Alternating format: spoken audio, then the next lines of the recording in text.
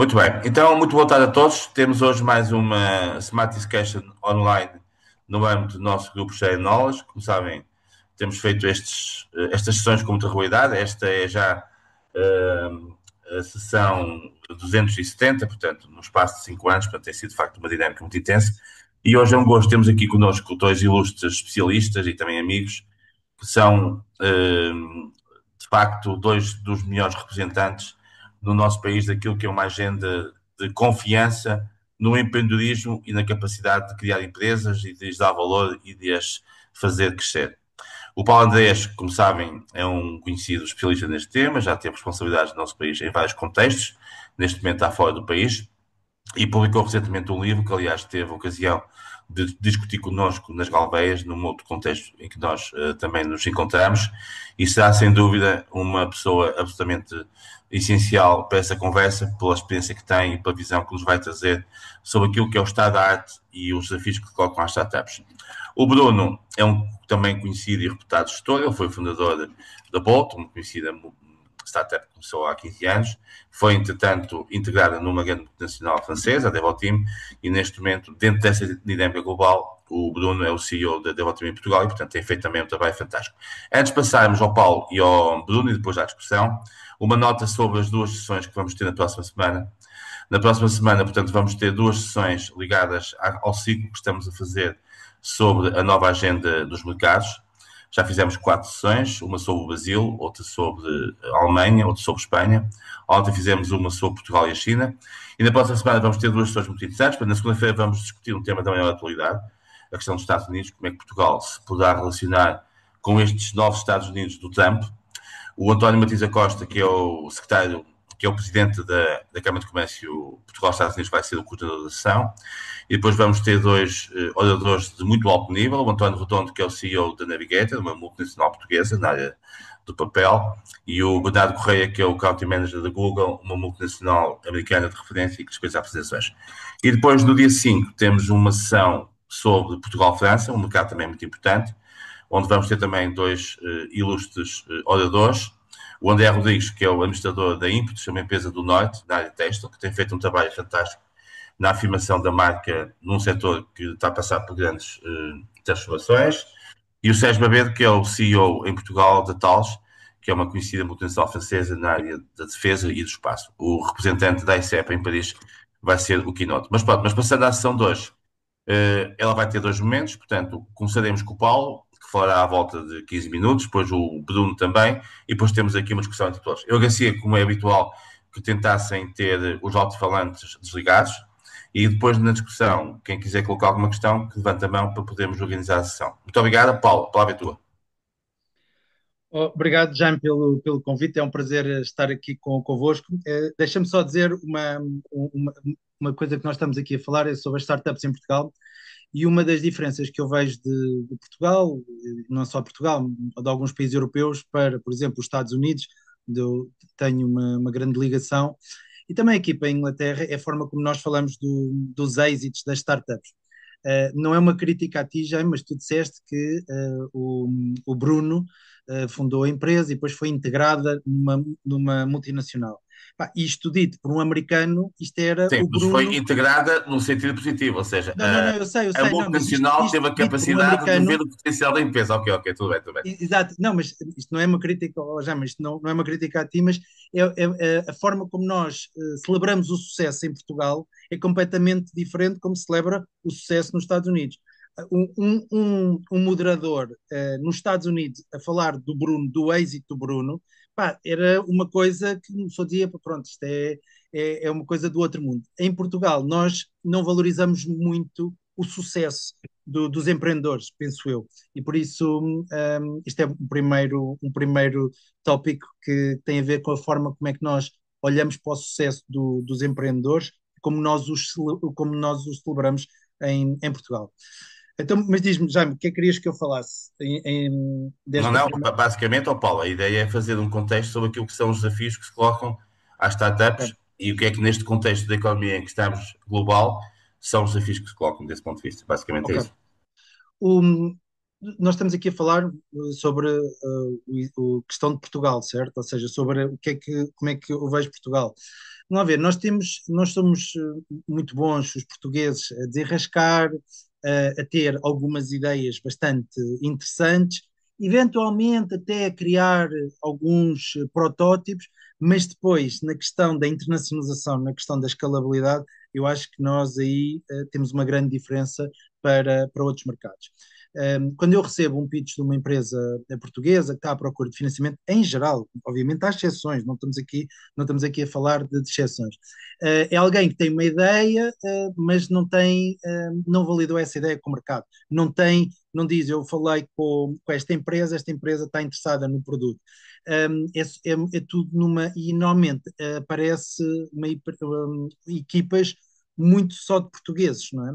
Ainda outro dia estava a falar com um empreendedor português, que eram três engenheiros, tinham uma ideia, estavam a pedir 1 milhão de euros de financiamento, mas não tinham ainda validado com o mercado, não tinham falado com o mercado. E o objetivo deles no pitch era que dentro de 1 ano estariam a conquistar a Espanha, estariam a conquistar a Inglaterra. Mas não tinham nenhuma prova de como é que eles iriam fazer. Então eu disse-lhes a eles o seguinte: olha, porque é que vocês, no limite, criam um advisory board de pessoas internacionais. Vocês não conhecem ninguém internacional.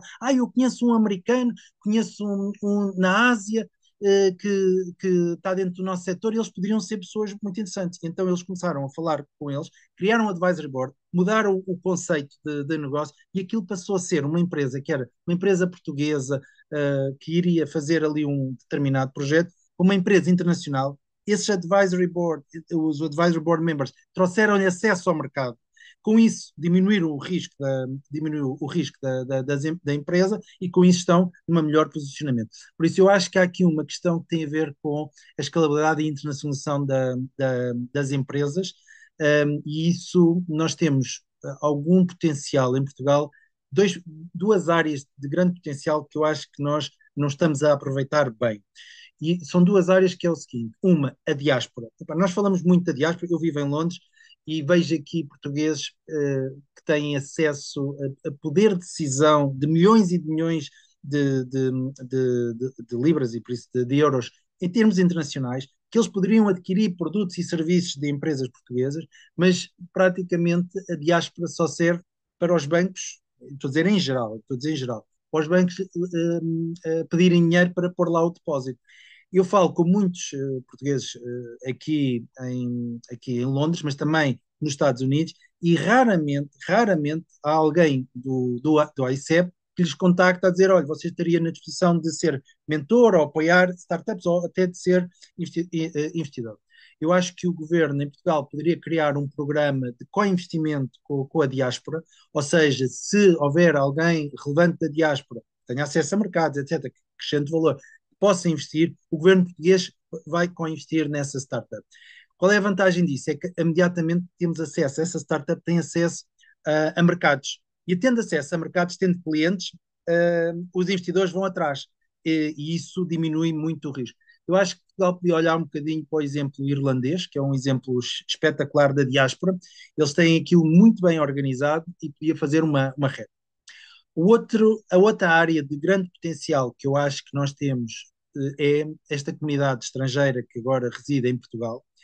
E eu tenho relações muito fortes com muitos estrangeiros que vivem na zona de Lolé, de Quinta do Lago, Val Lobo e Vila Moura, e, e não há uma ligação, é uma coisa muito ténue. E por isso eu acho que deveria-se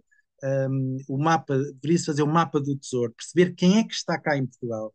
E por exemplo, existe uma pessoa que vive em Lolé, que é o CEO de uma das maiores agências de gestão de influencers do mundo. E ninguém em Portugal sabe que ele existe, não é?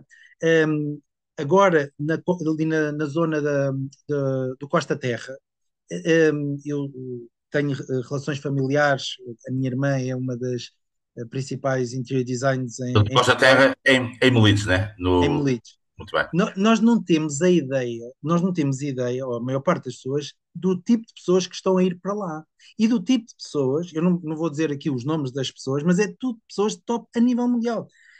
deveria haver aqui alguma relação, e quando se fala com essas pessoas a dizer assim, olha, você estaria disponível até a ajudar Portugal? Claro, eles estão disponíveis, mas não há uma iniciativa e nós deveríamos olhar para isso, porque eles têm acesso a mercado, têm poder de decisão e nós poderíamos ganhar muito, muito aí.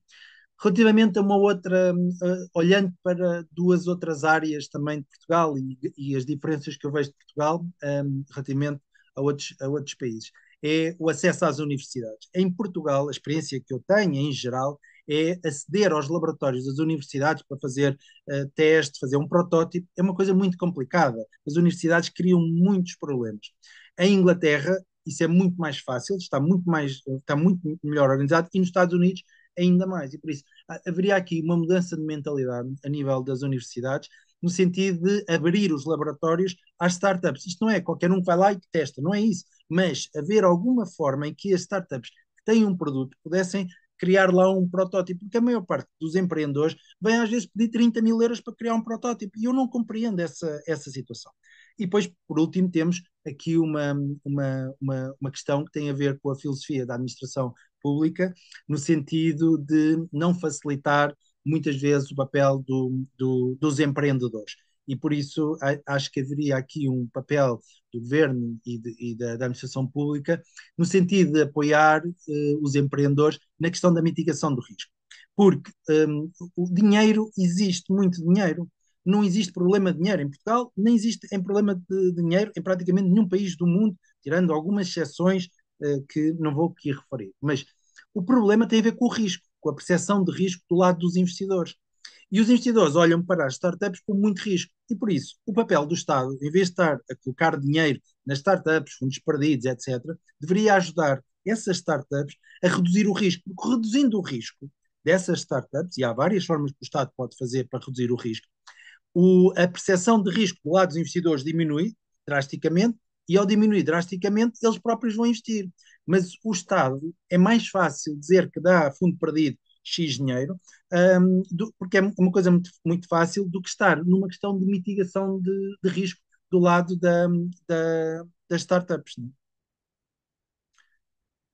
Então, para a primeira nota de contexto, Paulo trouxe-nos esta primeira nota e passo agora ao Bruno. Uma nota em relação ao Bruno, eu quando disse, e ficar claro que a Bolt foi integrada na DOTIM, foi no sentido positivo, ou seja, quando uma empresa portuguesa tem, digamos, a capacidade de chamar a jogo uma multinacional que a compra e depois a adquire, isso é uma grande nota positiva.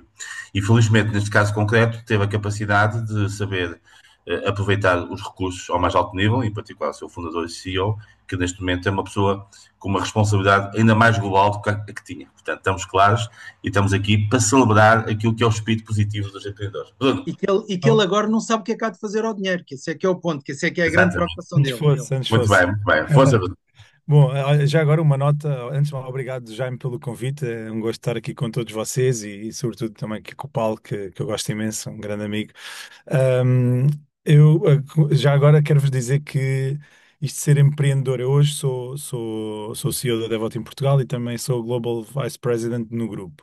Isto é aqui um trade-off difícil, porque ser empreendedor é uma coisa e de ser um gestor corporate é uma outra coisa completamente diferente. Portanto, tenho aqui uma luta, uma guerra interior grande. ah, e tenho estado a resolver isso ao longo do tempo, mas não é fácil. Bom, começando pela minha história, como já disseram, eu criei a minha empresa há quase 15 anos. Entretanto, era eu e um outro sócio que, entretanto, saiu. Em 2018, portanto, essa empresa chamava-se Bold, uma empresa de tecnologia. Em 2018, achámos que a empresa já era grande demais, já tinha cerca de 600 pessoas na altura e decidimos então profissionalizar aqui o nosso projeto e foi então enfim, casámos com a DevoTeam, procurávamos mais e melhores oportunidades, mais e melhores clientes, mais e melhores oportunidades também para as nossas pessoas e, acima de tudo, também sermos mais profissionais enquanto empresa, e foi isso tudo que a DevoTeam nos trouxe até hoje. Claro, com os prós e os contras de qualquer projeto. Falando um pouco deste trajeto enquanto startup. Na verdade, eu acho que tudo começou com uma grande ingenuidade, e curiosamente eu falei disto também com o dono da Devoteam, e ele disse-me exatamente a mesma coisa. Epá, eu na altura nem pensei muito, e se tivesse pensado muito, se calhar não tinha feito. Portanto, deixar aqui a nota que esta palavra ingenuidade para mim, acho que foi importante porque enfim, quando pensamos muito, às tantas depois não avançamos por alguma razão. Não estou a dizer, Paulo, que não devemos fazer um estudo do mercado e ver se faz ou não faz sentido o projeto, mas de facto isso para mim foi importante. Depois aqui, muito importante, também mencionar que a minha empresa é uma empresa de serviços, portanto eu comecei com serviço, eu acho que ter uma startup de serviços não tem nada a ver com ter uma startup de produto, e o caminho é completamente diferente. Desde logo, a minha empresa sempre foi uma empresa rentável, quase desde o início, sempre procurámos crescer do ponto de vista de revenue, de novos clientes, etc. E isso deu-nos também aqui alguma estabilidade financeira. No produto, acho que o processo já é bastante diferente, embora eu acho que hoje em dia muitas das startups que são iniciadas entram aqui como uma expectativa de encontrar desde logo os investidores e o dinheiro dos investidores e como é que vamos então investir o dinheiro dos investidores e às tantas esquecem-se que também é importante seguir o mesmo caminho de revenue, de clientes e de mostrar que a ideia tem um market fit e que há sempre alguém que queira comprar.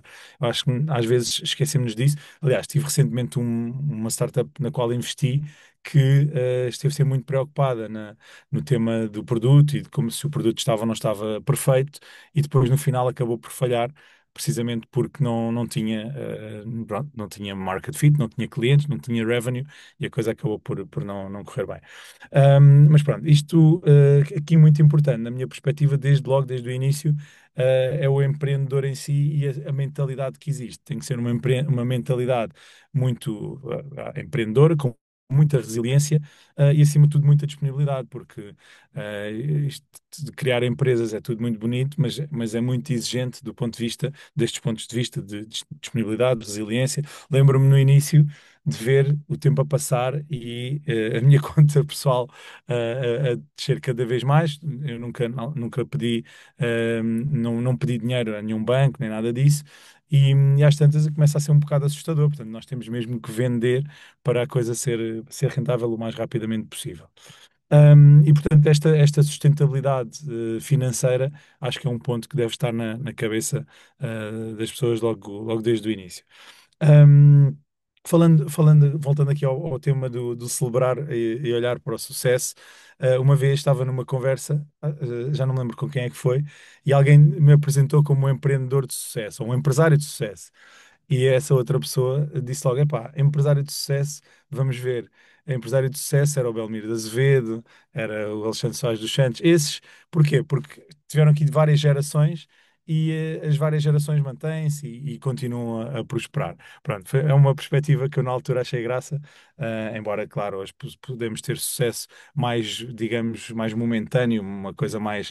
Não é preciso termos três gerações familiares para perceber que realmente há sucesso. Olhando aqui para os desafios das startups, que era esse o tema. Realmente já foram aqui mencionados alguns. Eu acho que hoje em dia Portugal, estarmos em Portugal já não é um handicap, ou seja, hoje Portugal já está no mapa, já olham para nós como um hub de startups. Eu acho que aqui o grande ponto é o tema do investimento. Eu acho que o valor do dinheiro, ou angariar dinheiro em Portugal, ou angariar dinheiro no Reino Unido ou nos Estados Unidos, não tem nada a ver. E enquanto aqui se calhar se fala de 100 mil euros, lá fala-se de 2 milhões, e isso depois obviamente ajuda desde logo a que a escala seja completamente diferente. Uma outra nota no que estavas a dizer, Paulo: curioso a quantidade de pessoas que tenho conhecido que moram em Portugal e que são investidores em 10 unicórnios, em que são pessoas completamente diferenciadas e que eu não fazia ideia que estão por cá. E de facto, o que tu disseste é verdade e é inacreditável a quantidade de talento e o tipo de talento que existe por cá. E, de facto, quando nos apercebemos disso, até acabamos por olhar para as oportunidades que existem.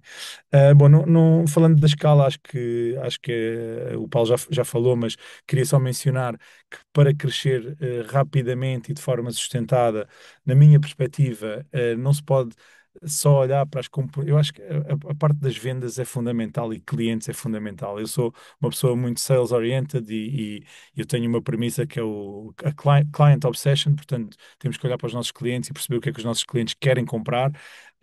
Na verdade, para além de só comprarem quem confiam, também só compram aquilo que querem comprar e não aquilo que nós lhes queremos vender, não é? Portanto, é importante adaptarmos aqui àquilo que os clientes querem comprar.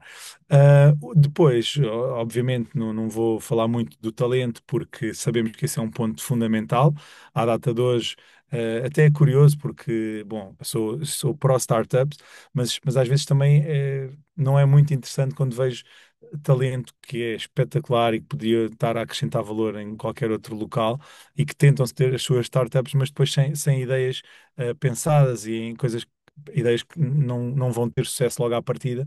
Mas pronto, toda a gente tem o direito de tentar, é só é pena ver às vezes esse talento mal aplicado no dia a dia. Acho que esse é o ponto. Mas de facto, aqui em Portugal hoje em dia, daquilo que nós sentimos, até pela experiência aqui na Devoteam, a guerra de talento já está um pouco mais controlada. Isto há 3 4 anos, logo a seguir ao Covid, ficou completamente descontrolado. Hoje já se consegue encontrar talento, e portanto, acho que é interessante também reforçar as oportunidades que existem para que esse talento também tente a sua sorte e criem inovação para o país. Isto é muito curioso quando nós olhamos para os Estados Unidos ou a China e vemos as maiores empresas, não é? São todas tecnológicas. Olhamos para a Europa e agora temos a Novo Nordisk, enfim, por causa do Ozempic, mas depois temos, sei lá, uma British Petroleum, não tenho aqui a lista das 10 maiores agora, mas certamente temos, se calhar, a SAP é a única empresa de tecnologia que por lá anda, e isso diz muito da nossa cultura de inovação e de risco aqui na Europa. Daquilo que eu vejo no meu dia a dia, falando com clientes, etc. É muito bom quando 10% ou 20% dos clientes têm realmente o gosto por inovar e por fazer, mas a verdade é que a maior parte das pessoas não está muito para aí virada, quer é continuar a fazer, enfim, fazer os seus números e fazer as coisas acontecer. Só que, na minha perspectiva, para criarmos valor, para criarmos uma disrupção, o 10 times, não é? Aquilo que se fala muito, como é que eu vou agora fazer o revenue 10 vezes aquilo que eu estou a fazer agora? Para isso acontecer é preciso, de facto, correr alguns riscos, é preciso investir, mas também é preciso inovar e saber que a inovação tem que ser feita em canais um pouquinho diferentes daquilo que estamos a trabalhar à data de hoje. Do ponto de vista de internacionalização, para mim, sempre foi um ponto bastante importante.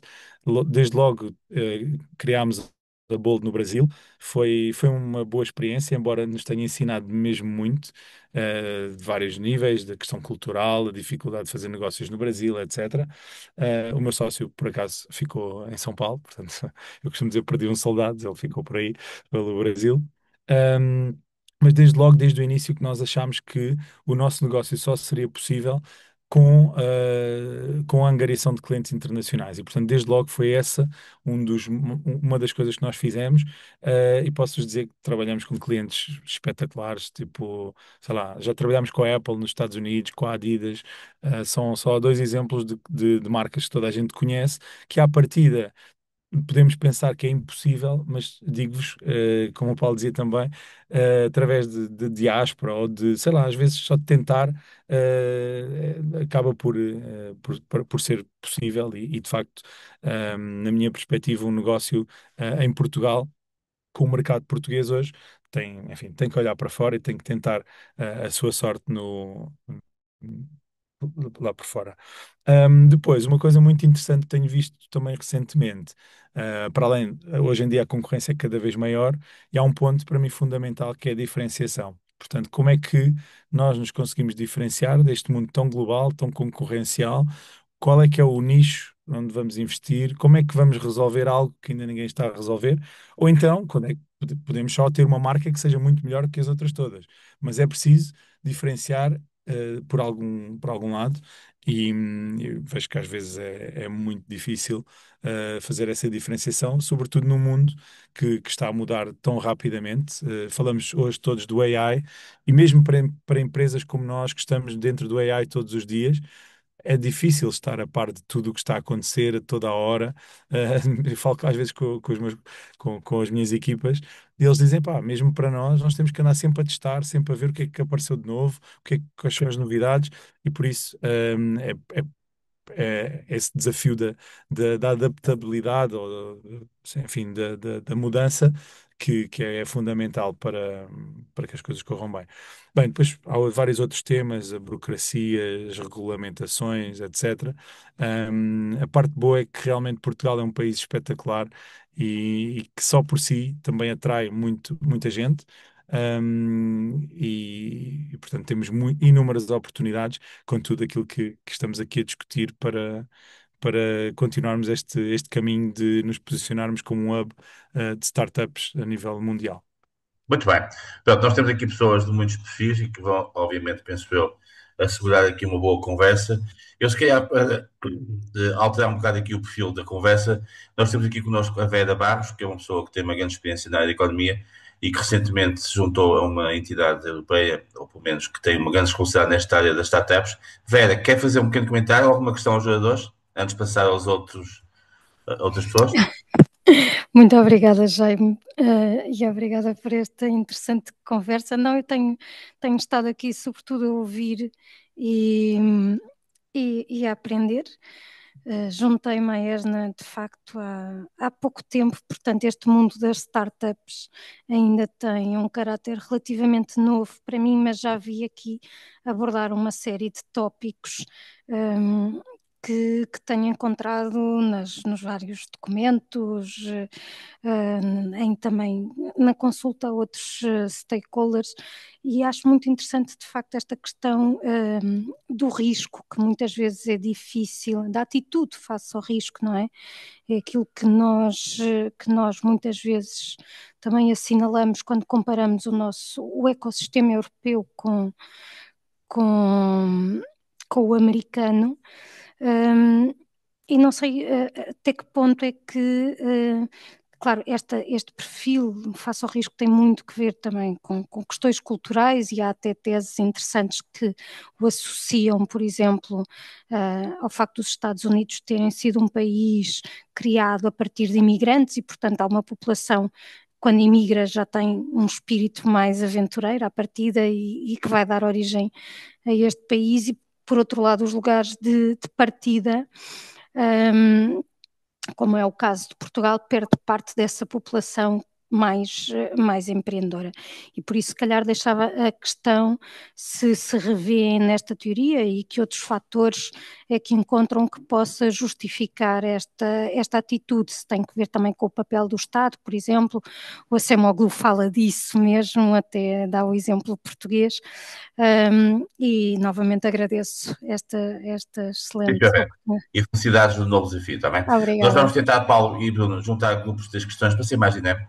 Pronto, temos aqui o João Barbosa, como disse, é o representante em Portugal do Porto Digital, que é uma plataforma brasileira que tem tido um trabalho muito interessante. João, algum comentário, alguma questão para os nossos dois jogadores? Muito bem. Está a ouvir, João?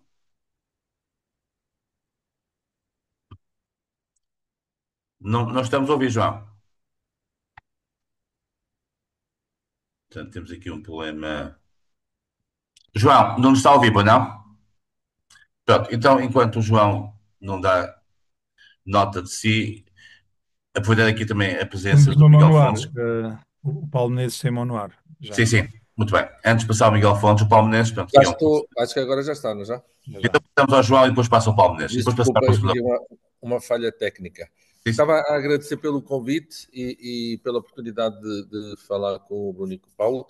E realmente, neste desafio que nós estamos a fazer, de não só ajudar empresas brasileiras a entrar no mercado europeu, como também abrir as portas do mercado brasileiro para as empresas europeias que pretendem entrar nesse mercado, nós identificamos claramente essa mudança de mentalidade, não é? Nós as empresas brasileiras que chegam aqui, uma das questões mais focadas e mais faladas é o conservadorismo do mercado europeu, né?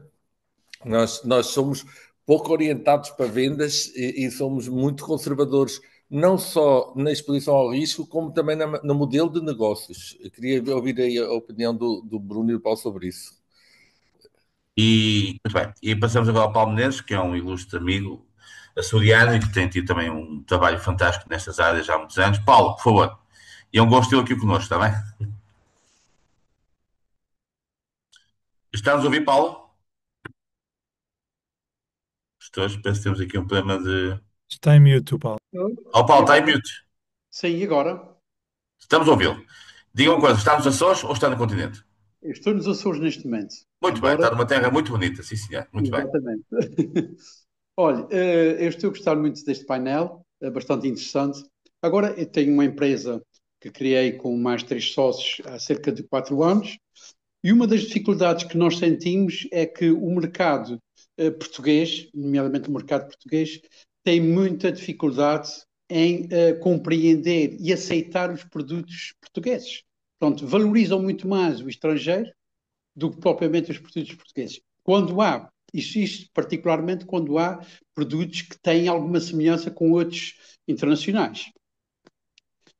Por acaso, a intervenção do Paulo foi muito interessante e eu acho que se eu pudesse um dia ter uma conversa com ele, gostava imenso, se fosse possível. Pronto, eu vou muito regularmente a Lisboa, portanto, por acaso para a semana vou estar em Lisboa.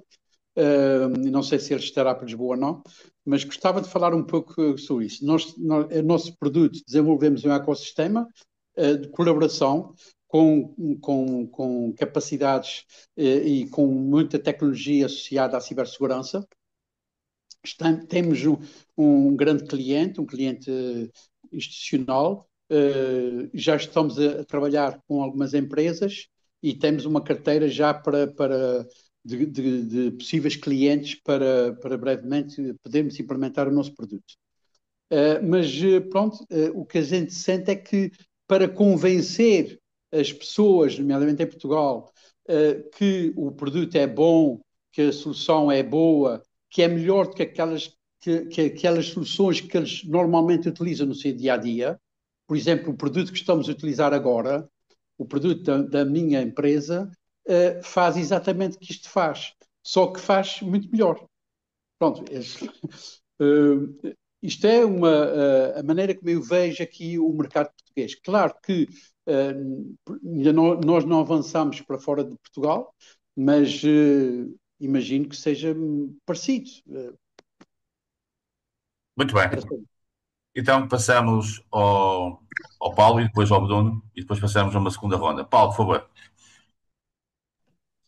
Começando aqui pelo Paulo Menezes, tenho todo o gosto em falar, e eu vou estar nos Açores, no Pico, num evento em 7 a 9 de julho, por isso se estiver por lá pelo Pico, a gente pode falar. Relativamente à questão das razões, da questão do risco, eu acho que há aqui várias razões para isso. Vamos começar pela educação. Nas escolas, na primária, se nós formos ler os livros da primária, e os livros dizem o seguinte: o João ou a Maria querem comprar uma bola. A bola custa 10 euros. Tem um desconto de 20%. Qual é o preço que o João ou a Maria vão comprar a bola? Pronto, tem que fazer, que é 8 euros. Né? Mas não se vê nos livros a Maria e o João, ou a Maria ou o João, são empreendedores. Lançaram um negócio para vender bolas e querem arranjar mais clientes, então vão fazer um desconto. Ou seja, só isto, a perspectiva do lado de quem está a ler, as crianças, não tem esta perspectiva. Vamos aos manuais dos Estados Unidos e nós vemos a palavra entrepreneurship e empreendedor em muitos livros, e por isso isto havia aqui um papel de tentar olhar para os manuais e também dos professores. Eu tive a sorte de lançar uma iniciativa em Cascais, que era as Escolas Empreendedoras. Foi lançada em 2007, e nós todos os anos desenvolvíamos 10 mil estudantes a criar as suas ideias de negócio, etc. Ali a energia que dali saiu era uma coisa inacreditável e a motivação que foi feita aos professores. Por isso, eu acho que a nível da educação, a nível das escolas, é preciso fazer algo em Portugal e tem a ver com essa situação. Depois, nós temos uma cultura, acho eu, de penalização de quem falha. Quem falha é ostracizado completamente. Nos Estados Unidos, um, é fail fast e se ele já falhou é porque ele aprendeu, não é? Em Portugal é uma coisa inacreditável. Vamos supor só para fechar uma empresa que insolveu, aquilo é terrível. Um investidor que queira ajudar uma empresa e queira estar no board, seja na administração de uma empresa em Portugal, não pode. Eu não sou administrador de startups em Portugal, porquê? Porque se a empresa falhar, o Estado vem atrás do meu património, não é? Ou seja, eu fiquei com X% da empresa, 10%, e vou ser responsável por tudo. E por isso eu tenho imenso medo. Ao contrário, noutras geografias, onde eu não tenho problema nenhum em ser administrador de empresas. Por isso, também há aí alguma questão que é preciso fazer. Depois olhamos para as empresas e o que o Paulo Menezes está a dizer é que os portugueses não valorizam os melhores produtos e os produtos portugueses. Eu estou de acordo com isso. A questão é que eu acho que nós temos que ir um bocadinho mais longe.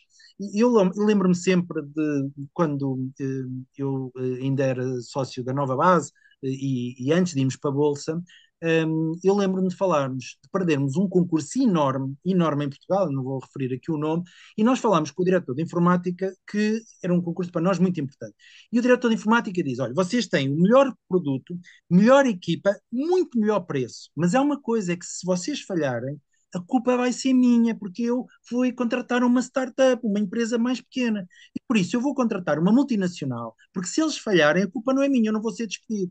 E por isso, eles até reconhecem muitas vezes que o produto é melhor. O problema é que os incentivos não estão lá.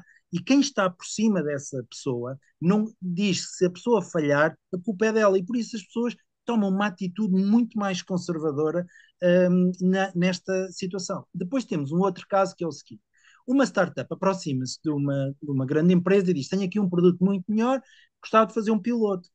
E, obviamente, a empresa grande vai começar a fazer contas, vou ter que envolver a informática, e há este risco, este. Não há incentivos. Nós devíamos olhar, por exemplo, para um país como a Finlândia, que tem um projeto de financiamento de pilotos com grandes empresas, e por isso o Estado aparece e diz assim: olha, meus amigos, vocês, se comprarem empresas inovadoras, nós financiamos esse piloto. Tem riscos, naturalmente, mas o custo de testar a gente financia. E isso ajudaria muito mais as startups a vender às empresas em Portugal. Relativamente, só para terminar, é que nós não valorizamos os portugueses. Isso é verdade. Eu tenho um amigo meu que dá aulas em Madrid. E eu pergunto: então, mas tu não davas aulas em Portugal? Opa, em Portugal ninguém me liga a mim. Em Madrid eu sou um herói, pá, sou muito bom.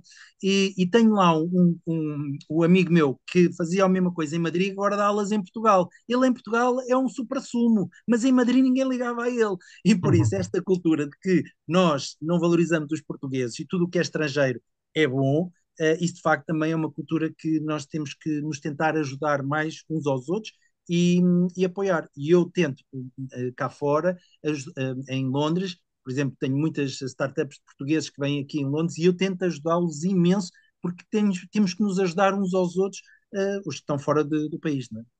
Mas Muito agora bem. passo ao Bruno. Bruno. Isto é difícil falar a seguir ao Paulo. Bom, desde logo há aqui um ponto, e até posso contar uma parte da história. Eu acho que a nossa sociedade, Portugal foi evoluindo e evoluiu muito nos últimos anos, mas eu acho que não, enfim, não evoluiu tão rápido, também não tem como evoluir para o nível dos Estados Unidos ou do Reino Unido no que diz respeito a este tipo de mentalidades que estamos aqui a falar. Isto está presente em todos os dias, em tudo o que nós vemos. Vou-vos dar o exemplo. Há 2 semanas eu tive a oportunidade de falar num podcast do Expresso que, bom, teve um bom reach, digamos assim. Foi interessante, porque enquanto aquilo estava nos amigos e nas pessoas mais próximas, correu tudo bem, ok, muitos elogios e tal.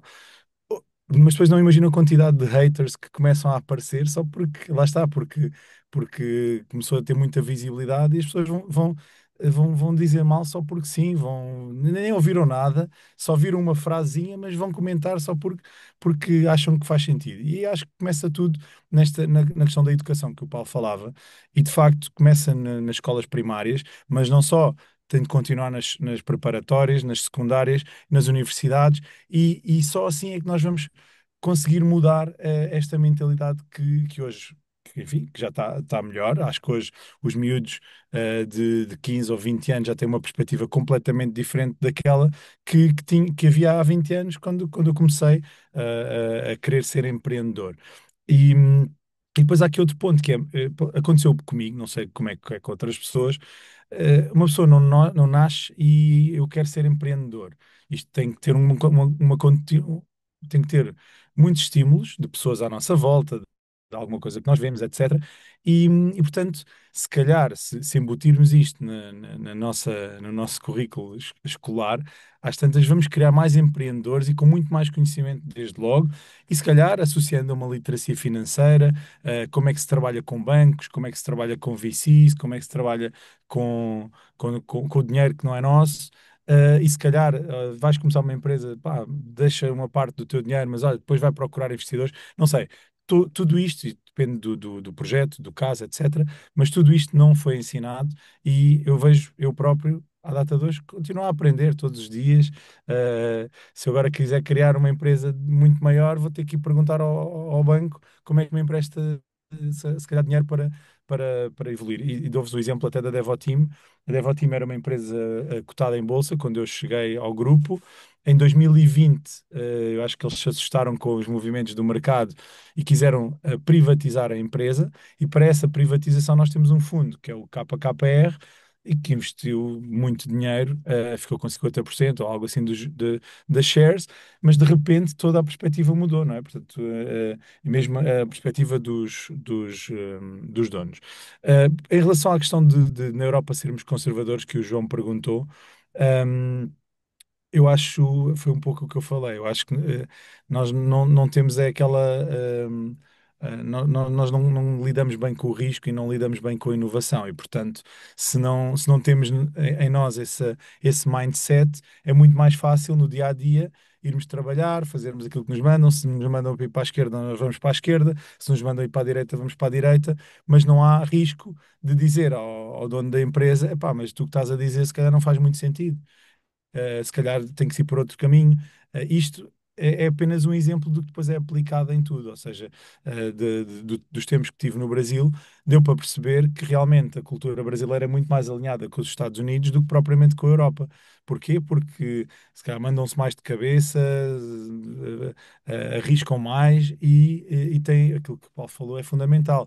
Se falhar, o que é que vai acontecer? Vou perder parte do meu dinheiro, parte de tudo aquilo que eu conquistei. E a minha esposa está comigo, vai perder tudo também. Epá, isto não faz sentido, não é? Portanto, estas coisas têm que ser programadas e planeadas. E eu não sou da política, não quero dizer mal dos governos, e não me interessa se é esquerda, direita ou centro. A verdade é que eu acho que muito poucas pessoas pensaram nisto ao longo destes últimos anos, e depois traduz no nosso dia a dia, naquilo que vemos a acontecer por aí. Depois, a valorização do estrangeiro. Acho que, em primeiro lugar, nós temos que pensar o seguinte: se estamos em Portugal, se nós queremos que o nosso produto vença, tem que ser melhor que os outros. Essa tem que ser a primeira premissa. Porque se for igual, o cliente pode escolher para a esquerda ou para a direita. Se for muito melhor, o cliente vai nos escolher a nós.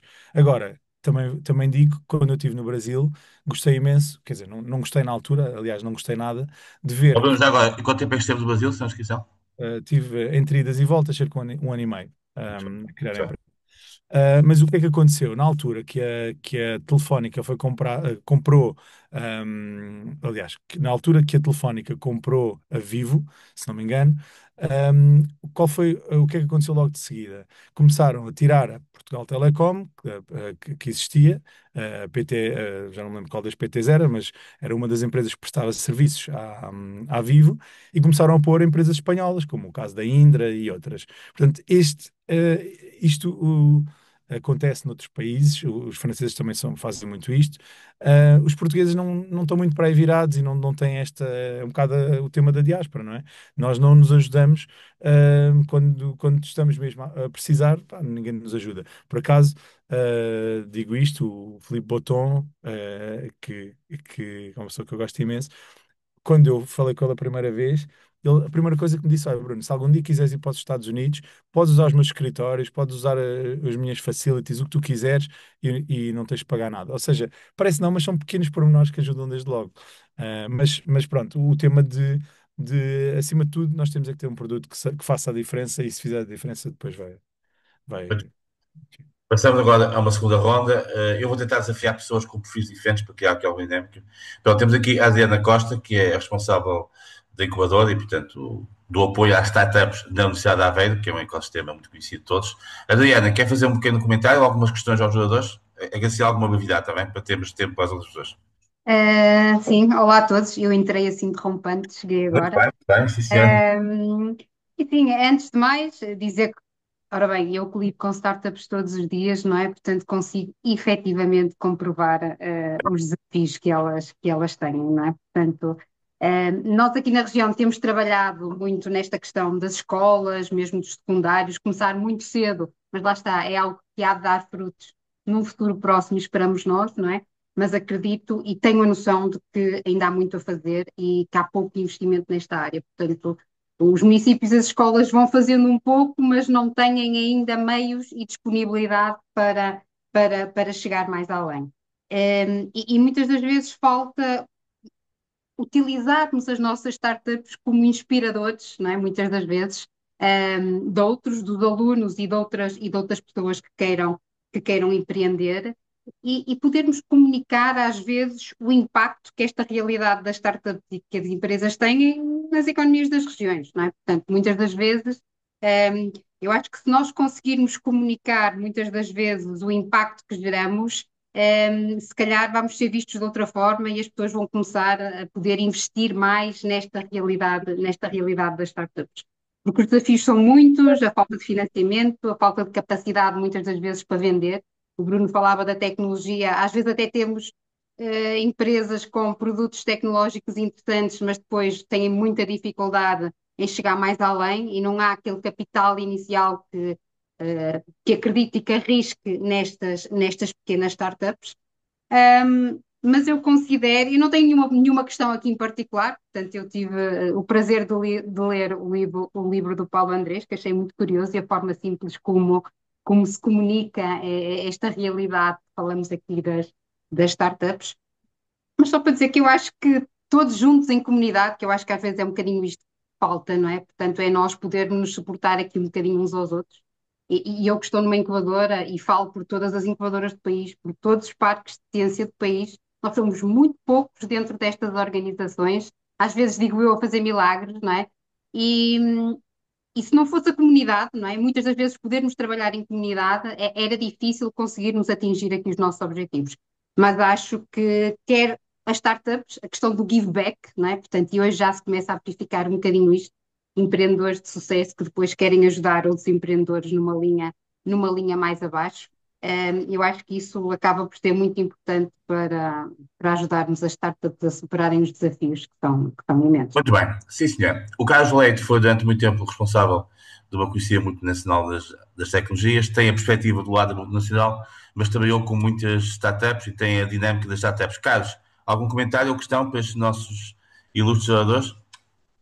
Olá, Jaime, e boa tarde a todos. Antes de mais, fantástico evento, uma vez mais, Jaime, e parabéns aos dois principais interlocutores. De facto, o tema é super relevante.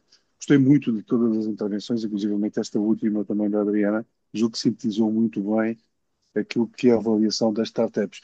Eu acho que tudo foi dito, eu diria só, se calhar mais a título do meu resumo, partilhar convosco aquilo que eu considero mais relevante, tem a ver de facto com a formação de base dos miúdos no tema do empreendedorismo.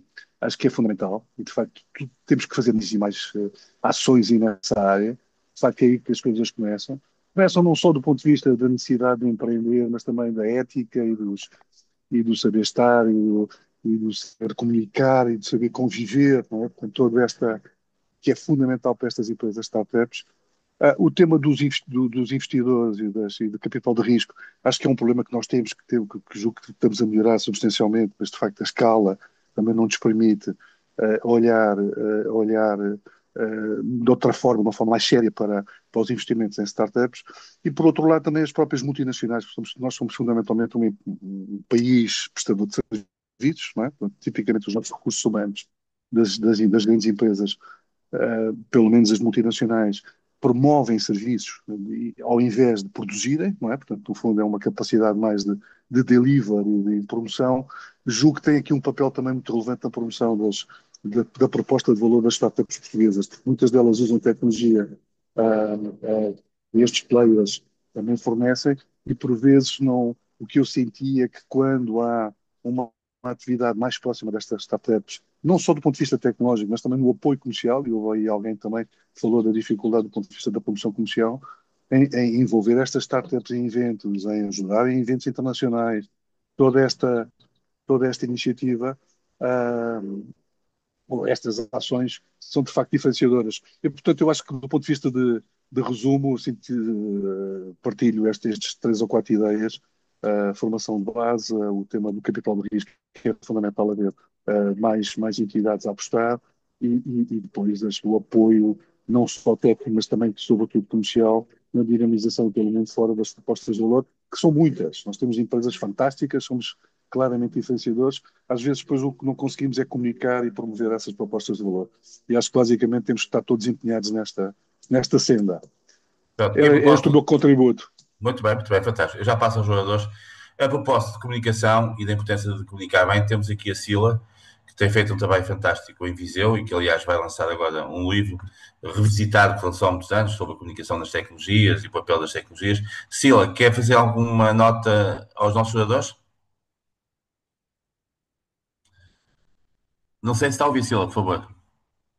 A Sila está em Viseu, portanto, não sei se não está a ouvir.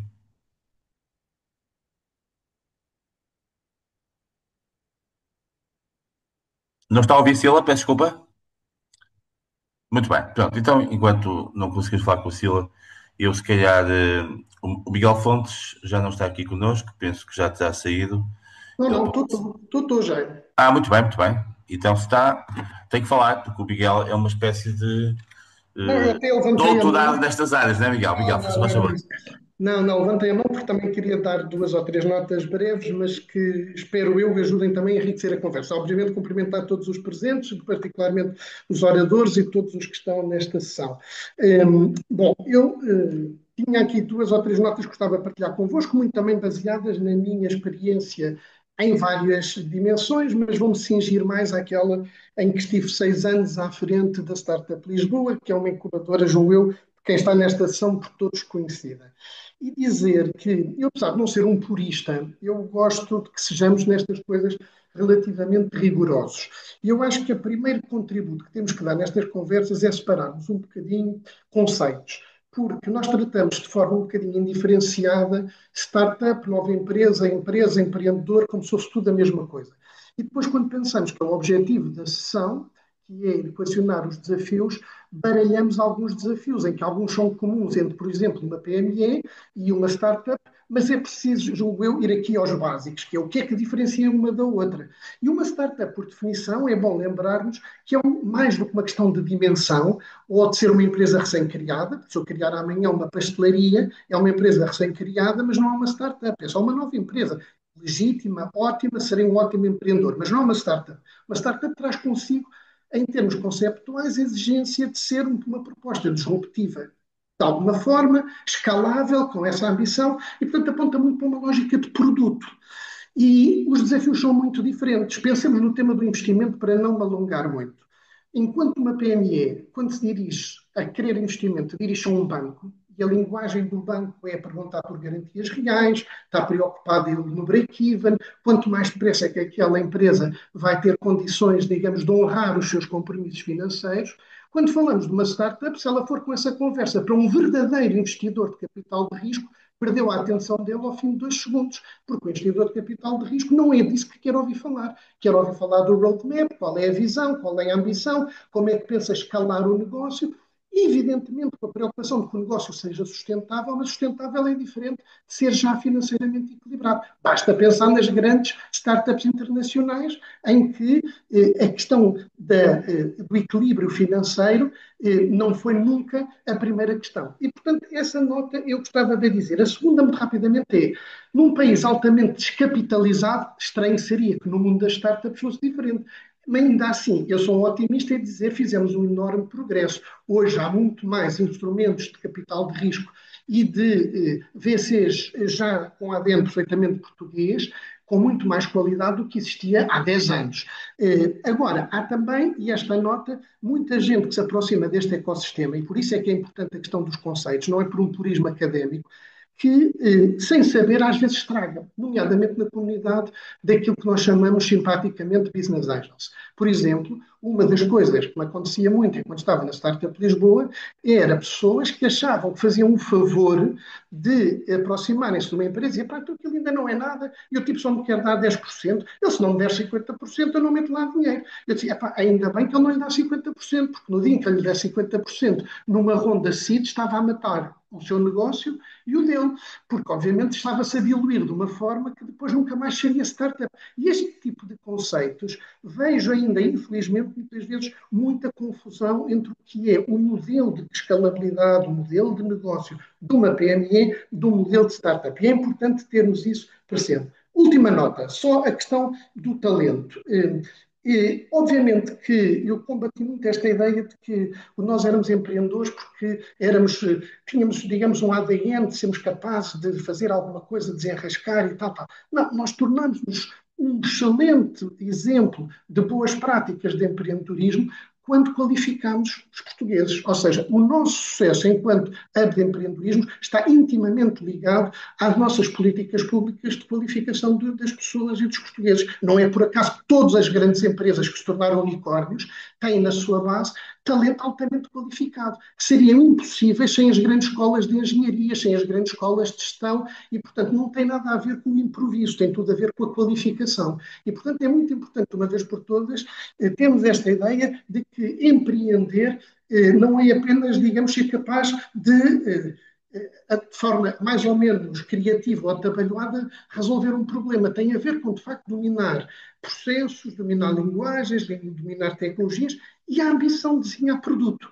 E isso é que eu acho que nos falta, em termos de mindset. Nós vendemos muito cedo, era uma das lutas que eu tinha. Muitos dos empreendedores vendem demasiado cedo, na minha perspectiva, mas evidentemente é fácil falar quando estou a falar do esforço e do dinheiro de outros, mas vendem muito cedo as suas empresas, quando, se houvesse capacidade de, digamos, irem um bocadinho mais longe nesse crescimento, nessa escalabilidade, teríamos tudo a ganhar enquanto economia e eles, nomeadamente, teriam à sua espera um prémio maior. Agora, evidentemente, é de risco que estamos a falar e, portanto, aí é uma ponderação que só cada um pode fazer. Pronto, não me vou alongar mais, tinha aqui outras notas, mas estas Muito bem. gostava de partilhar com todos. Sim, Obrigado. eu passo de imediato ao Bruno desta vez, depois ao Paulo, e depois passamos a uma última ronda e terminamos. Bruno, Eu não houve assim nenhuma questão concreta, mas ou algum comentário em relação ao que foi dito? as notas do Miguel agora foram realmente interessantes. O Miguel acho que sabe muito mais disto do que eu.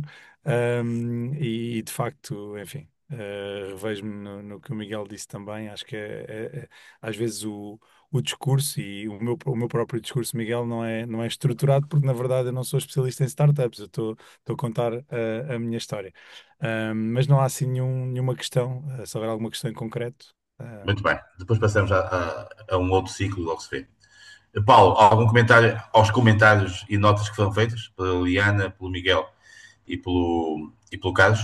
Não, estou de acordo com todos os comentários, nomeadamente também do Miguel, que tem muita experiência nisto. Há uma questão só que às vezes a gente pensa que se nós fizermos o melhor produto do que a concorrência, que o mercado vai comprar. Nós podemos ter o melhor produto do mundo, podemos ter a melhor equipa do mundo, mas se o cliente não comprar, se não tivermos clientes, a empresa morre. E é importante perceber as razões, e muitas vezes isso não acontece, as razões porque é que os clientes não compram. Eu lembro-me de um empreendedor que tinha um produto espetacular e ele não conseguia vender. E eu ofereci-me para ir com ele a uma reunião. Disse, pai, a única coisa que eu posso fazer é, não percebo, tu és um produto espetacular, vamos lá. E a primeira coisa que ele fazia, ele reunia com diretores de informática e explicava que o produto dele ia eliminar a posição do diretor de informática e ia reduzir os custos e que ia toda a gente para a rua. E que aquilo era muito bom. Eu disse a ele, mas tu não podes ir tentar vender o teu produto a dizer que vais despedir quem está o teu interlocutor. Claro que tu não vendes a lado nenhum. E por isso há esta questão, muitas vezes, do lado dos engenheiros, eu sou engenheiro, que é nós vamos criar um produto que é melhor que a concorrência e por isso eu não preciso, vou-me só focar no produto, não preciso perceber porque é que eles não me vão comprar. E saber perguntar e perceber ler o cliente e perceber porque é que ele não compra o produto é muito, muito importante. Muitas vezes, se é o problema de ser português, vamos supor que é por ser português, arranjem uma empresa estrangeira que venha vender o produto a Portugal. E então aparece a empresa estrangeira a vender o produto em Portugal com tecnologia portuguesa. E depois diz, afinal isto é tecnologia portuguesa. É. Bem, vamos então passar, até para cumprirmos os times, a uma Jaime, última conta. peço desculpa, posso dizer só uma coisa? Pode à vontade, isto é Beto, Miguel. É só uma coisa que o Paulo disse e que eu estou muito de acordo e que gostava de dar esse testemunho para todos, que é, nós falamos muitas vezes da multidisciplinariedade no contexto académico como uma coisa muito positiva, mas praticamos-la muito pouco.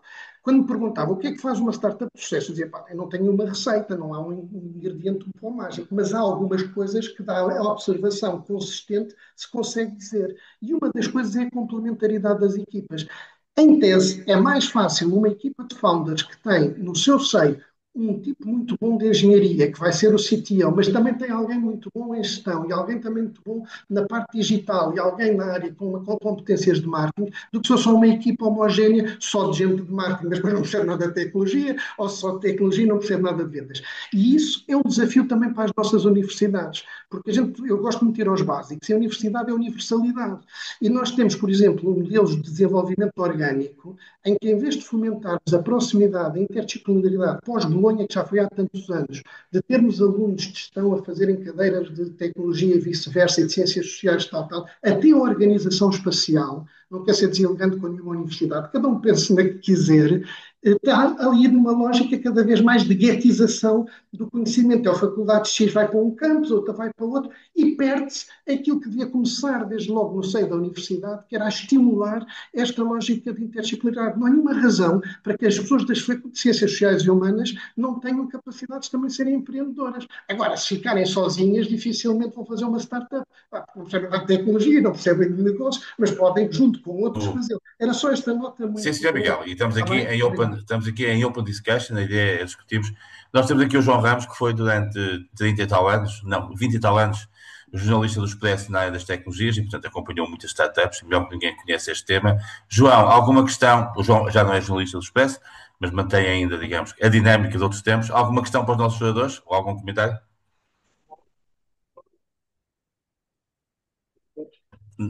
Não estamos a ouvir, João. Peço desculpa. Agora está a ouvir melhor? Estamos, sim, muito bem. Primeiro, queria cumprimentar os oradores. João, tenho que falar mais alto, peço desculpa. Não... Então, eu estava só a cumprimentar os oradores, e então eu gostava só de me situar numa situação, numa coisa que é o seguinte: quando eu era jornalista, lembro que havia uma questão de mentalidade que existia bastante retrógrada, até mesmo na redação da qual eu fazia parte. É que, por exemplo, não se entendia que era importante que,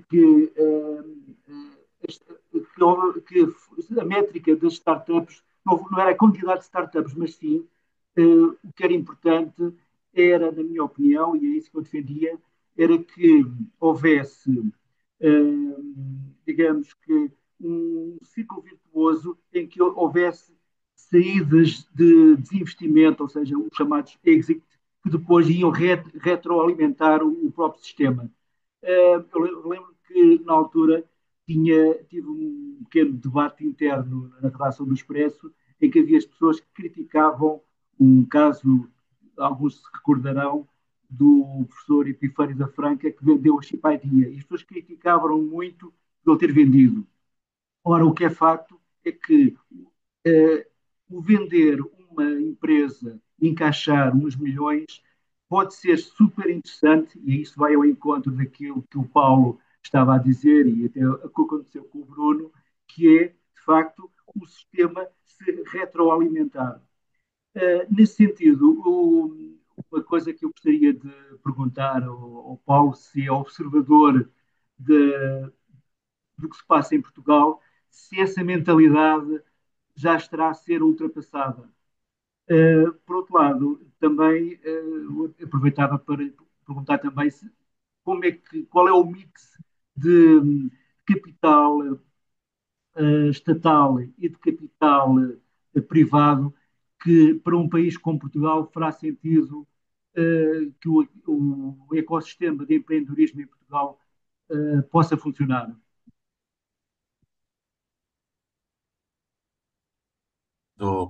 Mas vamos tentar juntar mais duas questões e com isto depois dar a voz final aos jogadores. Nós temos aqui o Zé Elias Freitas, durante muitos anos trabalhou na Comissão Europeia em Bruxelas e, portanto, conhece muito bem também a realidade do ponto de vista europeu, daquilo que é o financiamento das startups, dos clusters, tudo que tem a ver com a atividade do ponto de vista da criação de riqueza. Zé Elias, quer fazer alguma questão aos nossos jogadores? Sim, boa tarde, obrigado, Jaime. Viva! Viva. Bom, é um tema muito vasto, não é? Porque se viu e está sempre a aprender, sempre a ver que as dimensões estão sempre a entrechocar-se. Eu acho que, em primeiro lugar, acho muito útil utilizarmos uma pequena afirmação do Miguel Fontes, acho eu, desculpe, não tenho certeza, mas é Miguel, que disse que a startup é um projeto disruptivo, de alguma maneira, não é? Portanto, e sendo assim, de facto, as startups que nós estamos aqui a falar, enfim, e que nos interessam, estão de um campeonato à parte. E se são de um campeonato à parte, eu acho que seria talvez muito interessante se nós conseguíssemos construir uma plataforma. Bom, não sei se isto é uma pergunta aos oradores, se é só um comentário. Sim. Construir uma plataforma É um desafio, é um desafio.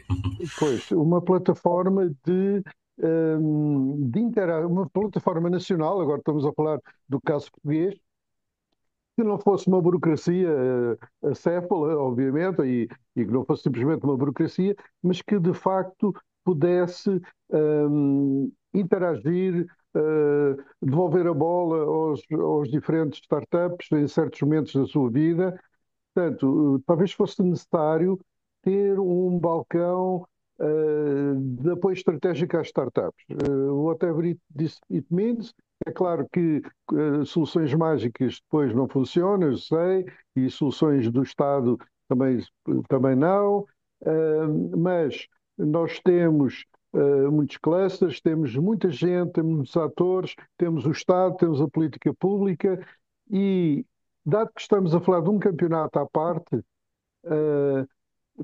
talvez fosse muito útil e conseguir-se inventar uma plataforma de retroalimentação e de apoio estratégico a cada uma dessas startups, desde que elas estivessem qualificadas. Bom, isto é uma ideia. Agora ocorre uma coisa muito interessante, só para acabar. A NATO acabou de construir em todos os Estados-membros uma incubadora de empresas que se chama Diana, a Defense Incubator, não sei o quê. E, por exemplo, é muito fácil de imaginar que qualquer empresa que vá, o nosso Diana funciona ali no Alfeite, acho eu. Certo. Portanto, é evidente que se houver uma empresa que vá, por exemplo, uma startup que vá ao balcão Diana, de certeza que tem logo um apoio muito estruturado, não é? Portanto, se as nossas empresas talvez precisassem, as startups talvez precisassem de uma coisa assim. Pronto. Não Muito sei se é bem. uma pergunta. Não, está ótimo, sim, senhor. Pronto, e para terminarmos, eu não sei se a Sila Correia, que eu há um bocado tentei trazer para a discussão, agora já está disponível, porque ela está em Viseu e, portanto, tem a perspectiva do interior e da comunicação. Sila, não sei se agora já está disponível para falar. Muito bem. Não está a ouvir. Pronto, então para terminar, vamos ter aqui, se calhar, um testemunho também do outro lado do Atlântico. O Marcos é um empreendedor que está no Recife e está nesta onda do Porto Digital, que está a trazer empresas para Portugal e também levar empresas portuguesas e europeias para o Brasil. Marcos, quer fazer algum comentário, alguma questão aos oradores? Marcos, não sei se está a Só ouvir nada. agradecer Muito bem. realmente, só agradecer realmente a oportunidade. Excelentes oradores. Muito obrigado por tudo, pessoal. E não tem nenhuma questão, pois não? Não, não, tudo tranquilo. Muito bem, sim, senhor. Pronto, então vamos terminar. Passo a palavra ao Bruno e depois ao Paulo e pronto. E terminamos à hora, são 7h15, está mais ou menos. Acho que a discussão tem sido muito interessante. Podíamos ficar aqui a noite inteira, mas Bruno, uma Então, nota final e Paulo sim, também. em relação à primeira questão do tema da mentalidade, eu acho mesmo que a mentalidade está já completamente diferente e tem vindo a mudar ao longo dos últimos anos. Se calhar não tanto pelos poucos esforços que temos visto de algumas universidades e de algumas entidades públicas, mais enfim, pelo exemplo de quem está à nossa volta e pelo facto de Portugal se ter tornado nesse tal tech hub, ou hub de startups. Portanto, de facto, eu hoje vejo eh, os miúdos, quando chegam ali aos 16, 17, 18, 20 anos, já querem empreender, já querem criar as suas empresas, já têm muitos conceitos relacionados com este mundo das startups, já sabem o que é um VC, já sabem, enfim, já sabem muitos dos pontos e, portanto, eu acho que realmente a mentalidade hoje já é completamente diferente e mesmo o tema de celebrar, o falhar, etc., já está mais enraizado e acho que estamos no bom caminho, temos é que continuar a acelerar. Depois, o que falávamos da tal plataforma nacional. Bem, eu acho que a Startup Lisboa só por si já é uma excelente plataforma e o Miguel deu um grande contributo para isso. Um, Portanto, existem algumas iniciativas nesse sentido, portanto, acho que é uma questão de se continuar, mas o outro, eu queria comentar o que falou do tal balcão de apoio estratégico e também do que foi feito na NATO. Era um pouco o que eu falava quando comecei, ou seja, os vários governos que têm passado, alguns fizeram pouco, e de facto foi aí que tudo se começou a transformar, mas acho que ainda os governos podem fazer muito mais. E enfim, uma responsabilidade de quem está no governo e no poder de nos levar para outro patamar neste sentido, e temos tudo aquilo que é necessário. É preciso juntar as peças e transformar este ecossistema num ecossistema, se calhar ao nível de UK ou dos Estados Unidos. Enfim, temos sempre o tema de sermos poucas pessoas, não é? 10 milhões é pouco, mas enfim, temos todas as condições. Paulo. Muito bem. Eu já agora dar nota, Bruno, agradecer a disponibilidade, que eu sei que o Bruno tem uma agenda complicada, e também a incentivação, e de facto recomendar a quem não o fez que vá, e está aqui o Bruno, ou estava aqui o Bruno Padinha, que está ligado ao Expresso, e portanto é um gosto tê-lo aqui connosco.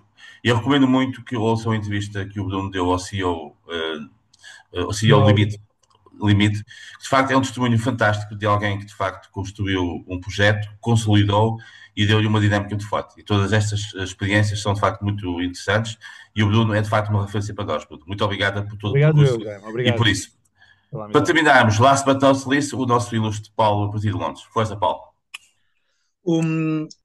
Falando aqui do que o João Ramos falou relativamente à questão da mentalidade e também a questão da percentagem do capital estatal.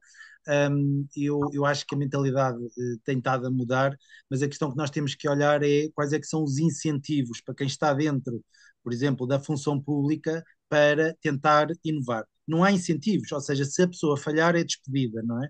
E por isso, é despedida, quer dizer, não progride. E por isso as pessoas tomam uma atitude muito mais conservadora. Isto teria que vir de cima, teria que haver KPIs no sentido de trazer a questão da inovação. Relativamente à percentagem do capital estatal, nós na Europa temos uma grande dependência dos fundos de capital de risco do Banco Europeu de Investimentos e do FEI, do Fundo Europeu de Investimentos. E isso, estamos a falar, mais de 50% do dinheiro vem daí. Se nós lhe juntarmos o BPI France, que é o principal investidor em França, e depois bancos de fomentos, etc., que depois vão buscar dinheiro também a fundos estruturais, nós temos uma grande componente de dinheiro público inserida no sistema. Eu acho que esse dinheiro seria muito melhor utilizado pelo Estado se o Estado investisse em sandboxes, ou seja, zonas livres de licenciamento em que as startups pudessem testar os seus produtos de uma forma muito mais rápida, sem a burocracia que é necessário, ter test beds, ou seja, ter locais onde já existe equipamento em que as startups vão lá e possam demonstrar que os seus produtos funcionam, e isso seria uma forma muito mais barata do Estado diminuir o risco das startups, porque diminuindo o risco das startups, os investidores privados podem investir. Um estudo que feito pela EBAM perguntou aos investidores qual é que era a principal razão porque é que eles não investiam nas startups, e 87%, a primeira razão é 87% é que as startups têm muito risco, a percepção de muito risco. Só 7% das startups não tinham rentabilidade suficiente para os investidores. E por isso, no papel, as startups são todas fantásticas. A percepção de risco é muito elevada. O Estado, perguntamos, por exemplo, em Portugal, quais é que são as entidades que fazem o smart procurement, ou seja, que fazem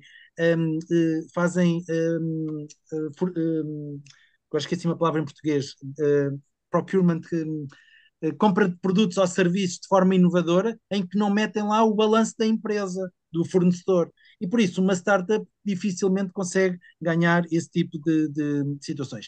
A ideia de fazer um balcão especializado, eu acho que é uma ideia excelente, e podia ser um connecting hub, porque uma startup que quer expandir para o mundo inteiro podia, por exemplo, candidatar-se a ir a aceleradoras internacionais, ao Y Combinator, Techstars, etc.